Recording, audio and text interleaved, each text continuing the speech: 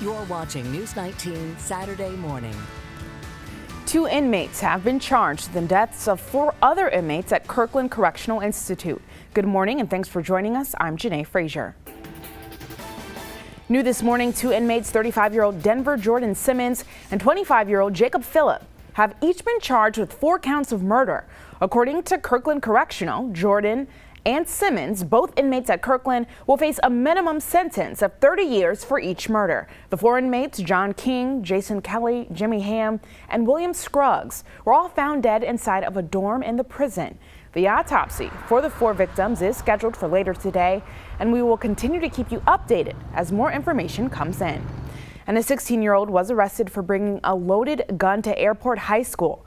According to Lexington County Sheriff's Department, the teen had a .380 handgun and a pair of shorts under his pants. He was taken into custody yesterday and charged with unlawful carrying of a pistol on school grounds. He is being held at DJJ. And a brother and sister in Sumter are facing charges after their mother was admitted to the hospital in terrible conditions. 44-year-old Michael Choice and his sister, 36-year-old Teresa Choice, have been charged with neglect of a vulnerable adult. According to the warrant, the 66-year-old victim was unconscious and suffered from wounds that were caused by being left lying in her own feces and urine for an undetermined amount of time. She was also dehydrated and suffering from kidney and liver failure.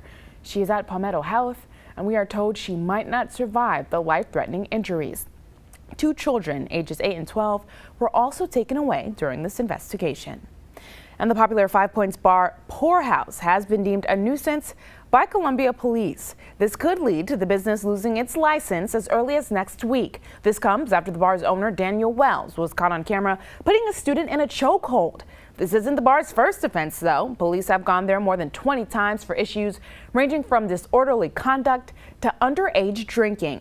USC President Harris Pastides has criticized the chokehold incident, calling it aggressive behavior. And a South Carolina college cheerleading team has been suspended during an investigation into allegations its members worked as strippers and escorts. Text messages between current and former members of Coastal Carolina University show them discussing jobs as strippers. That comes from a report released yesterday. The investigator also wrote that the cheerleaders were paid up to $1,500 for escorting men to events and were also paid in gifts, including clothes and designer handbags. The report noted the cheerleaders did not have sex with the clients. The entire team has been suspended from cheering during the investigation into its activities. University officials began looking into the team after receiving an anonymous letter. Well, it was a cold and sunny start to our Saturday after back-to-back windy days. Here's a live look on Lake Murray.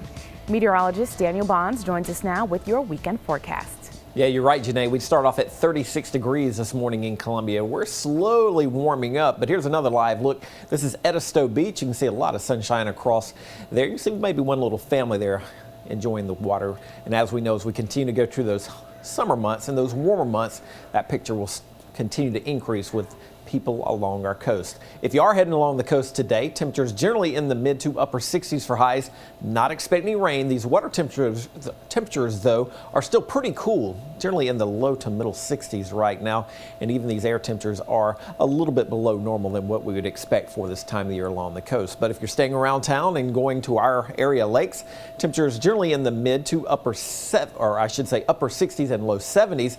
Lake Murray, we're looking for a high temperature of 70, Lake Marion about 71, and Lake Wateree 69 degrees. And those winds won't be quite as strong as what we've seen over the past several days. We're expecting winds coming out of the west-northwest at about 5 miles per hour. As far as our temperatures are concerned right now, we're generally in the mid to upper 50s. With one exception, Lexington is checking in at 60 degrees. It's 59 degrees in Columbia, 55 degrees in Winnsboro, 57 degrees in Camden, Newberry, 55 degrees right now in Aiken. So temperatures are slowly warming up after we did drop down into the middle 30s this morning. Our satellite radar composite over the last 12 hours confirms what we've been seeing. Just a few high thin clouds moving through portions of the Midlands. Those are going to continue to move on out, and we do expect a dry weekend, and temperatures are going to be on a warming trend over the next few days. As far as today is concerned, we're looking for highs in the upper 60s and lower 70s, 71 degrees Columbia and Lexington, 70 degrees in St. Matthews. We'll go 69 degrees Newberry, Saluda, and Bishopville, and then high or lows tonight dropping back down into the upper 30s and lower 40s, so not quite as cold as what we saw this morning. 41 degrees Columbia and Lexington, go 39 degrees Newberry and Saluda, 41 degrees Orangeburg and in Manning. This is what we're looking at for the next 7 days, though. The warming trend begins, as we mentioned, 77 degrees tomorrow, 81 degrees on Monday, 83 degrees on Tuesday. We'll go 82 degrees on Thursday, and then maybe slightly cooler, I should say slightly cooler on Thursday. 79 degrees our high, 81 degrees on Friday with just a small chance for a shower. But for today, 71 degrees, we'll call it at least mostly sunny, and then 77 degrees to wound down our weekend, I should say. So it does look like a pleasant weekend on the way. Janae? Neil? Well, if you want to stay up to date with all of your forecasts here in the Midlands, be sure to download our weather app. Just go to your Apple or Google Play Store, search WLTX Weather, and hit download to get the latest updates from Daniel and all of our News 19 weather crew.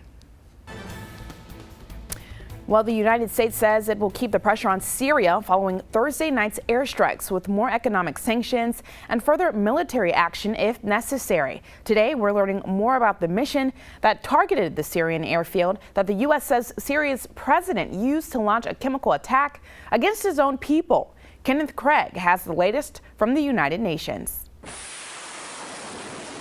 59 cruise missiles fired from 2 U.S. warships turned Russian-made Syrian jets into piles of scrap metal. They were targeted at the airfield where U.S. officials say dictator Bashar al-Assad launched a chemical weapon attack on his own people. A satellite photo shows the missiles also destroyed ammo dumps, storage sites, and radar stations. Commodore Tate Westbrook, who led the Navy task force in the mission, said he was alerted for the assignment on Tuesday, the same day a Syrian jet was tracked taking off from the airfield and dropping a bomb loaded with nerve gas, killing at least 80 civilians. The Navy destroyers, USS Porter and Ross, were about 1,500 miles away. I turned both ships around, and both ships maintained maximum speed to get in position all the way across the Mediterranean. President Trump authorized the strike at 4:30 p.m. Thursday. The missiles launched at 7:36. This photo shows President Trump and cabinet officials being briefed after the strikes. The United Nations Security Council held an emergency meeting here Friday to discuss diplomatic options about the crisis in Syria. Ambassador Nikki Haley defended the use of force. We are prepared to do more, but we hope that will not be necessary. But Russia is outraged. We describe that attack as a flagrant violation of international law. Secretary of State Rex Tillerson said Russia's response shows it still supports Assad. Tillerson travels to Moscow next week for an official visit. Syria will be high on the agenda. Kenneth Craig, CBS News, New York. Well, President Trump has followed up the strike by putting sanctions on Syria. The Syrian government is closely allied with the governments of Russia and Iran. We will keep you updated next week as Secretary of State Rex Tillerson visits Moscow. Well, Swedish authorities have identified a suspect in yesterday's attack that left 4 people dead and 15 injured. A prosecutor has named the suspect to be a 39-year-old native of Uzbekistan. The attacker had been on Sweden's intelligence radar for a while. Citizens in Stockholm have been visiting the site of the attack to pay tribute. We'll continue to follow you up on this story as developments are made. Well, the world-famous hip-hop Family Day goes down today, and it's being hosted by our very own Darcy Strickland. News 19's Lana Harris got to the party early and shows us what we can expect. Hey, Lana. Hey, Janae. Yes, it's already smelling so good out here. I'm standing right beside a food truck, and it's early, and I'm hungry. So behind me, you can see the stage. It's not quite started yet. They're still getting ready, and they're still getting the stage situated. But here to tell us about this amazing day is Fat Rat Nazar. He's been kind of coordinating all of this. I mean, how are you feeling today? Oh, man, the weather is on our side. The vendors are set up. Food smelling good. I see Adventure down there getting busy. And looks like we're about to have sound rolling in a little bit, so it's a good day. Okay, perfect. Now, you are a local artist. I don't know if you guys know this. So are we going to see you out there today? No. Today is not about me. It's about, bringing the families together. We brought some very high-quality entertainment.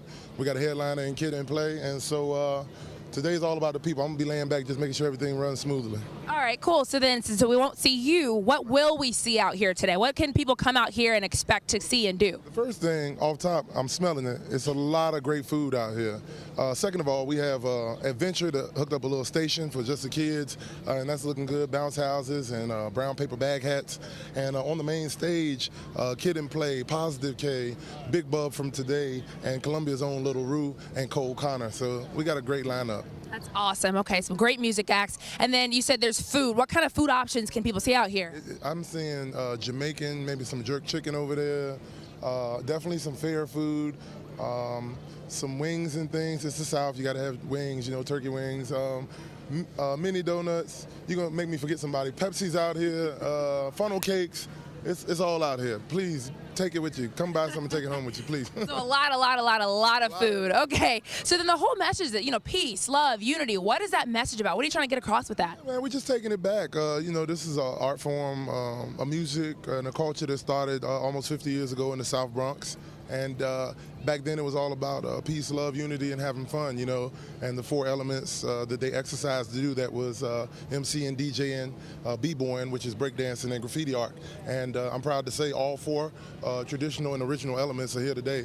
We got B-boys, we got graffiti artists, and of course rappers and DJs. That's awesome. So we're going to be able to see some really cool visual acts too. Yeah, oh, absolutely. So the dynamic rockers from Queens, New York is here to do a breakdancing showcase. And right around the corner over there, Cedric and Mosier, who just did that crazy mural on Millwood, he came back out to do some more stuff today. So we got some spray painting, graffiti art going on over there. It's bananas. It's all going down. Matter of fact, I'm ready for you. Are you going to break dance or something? What you going to do? I will not be break dancing. I might do the Kid and Play, but I mean, I don't know. I don't know if that might be all I can kind of get in there, you know. That's all I got, though, as far as dance music goes. But hey, you guys have got until 5 o'clock to get out here, maybe a little longer since we didn't get started in time. But, I mean, Janae, it's a great time. Why not? Thanks so much, Lana. Well, if history is more up your alley, then today might be your day. The State Museum is hosting its 100th anniversary commemoration of World War I. The event will feature special war displays, World War I reenactors, and a special film screening. The festivities began at 10 this morning and it will last until 4 this afternoon, so be sure to get out there. To find out more info about the event, just visit the State Museum's website.